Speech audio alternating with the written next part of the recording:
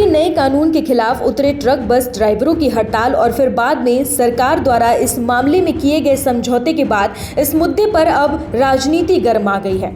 लोकसभा चुनाव से पहले सभी विपक्षी दल इस मुद्दे को भुनाने में जुटे हैं और लगातार सरकार पर हमला बोल रहे हैं। ताजा बयान सपा प्रमुख अखिलेश यादव की ओर से सामने आया है। बुधवार को उन्होंने सोशल मीडिया प्लेटफॉर्म एक्स पर पोस्ट शेयर करते हुए कहा कि ड्राइवरों को स्टीयरिंग मोड़ना आता है। बुधवार को एक्स पर पोस्ट करते हुए सपा प्रमुख अखिलेश यादव ने लिखा, आजकल तथाकथित डबल इंजन की भाजपा सरकार दरअसल डबल दबाव में फंसी सरकार बन गई है। भाजपाई एक तरफ उनके दबाव में है जिनके फायदे में से फायदा उठाने के लिए वो जन विरोधी कानून लाते हैं। दूसरी तरफ जब जनता एकजुट हो जाती है तो भाजपाइयों को जनता के दबाव में अपने फैसले आखिरकार लौटाने ही पड़ते हैं।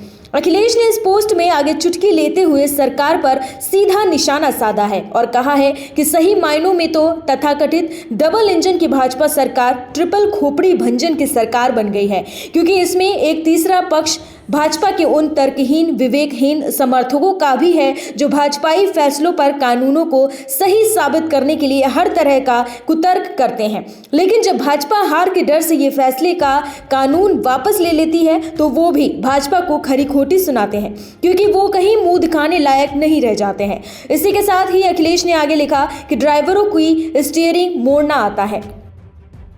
इससे पहले मंगलवार को अखिलेश ने एक्स पर पोस्ट शेयर करते हुए कहा था कि ड्राइवर ही देश के ड्राइवर बदल देंगे। इसी के साथ कहा था कि ड्राइवरों का दर्द वही समझ सकता है जिन्होंने उनके साथ रोटी साझा की हो।